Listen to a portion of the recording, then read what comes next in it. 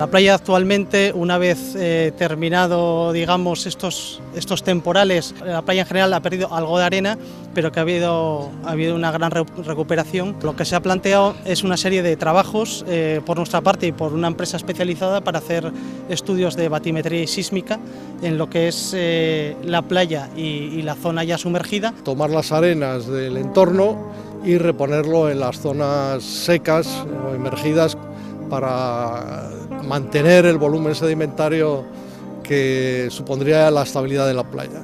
Lo que hay es un aporte de arena en la época de primavera-verano y lo que hay es una recesión, una pérdida de sedimento siempre en invierno y en otoño cuando hay temporales. Esto es de manera cíclica. Cualquier solución que se aplique debe ser una solución blanda, es decir, la inclusión en este caso de sedimento arenoso compatible con el actual de la playa, y eso pues lo va a contener muy seguramente la playa sumergida, no solo en superficie, sino también en las partes más profundas, en lo que constituiría el relleno arenoso.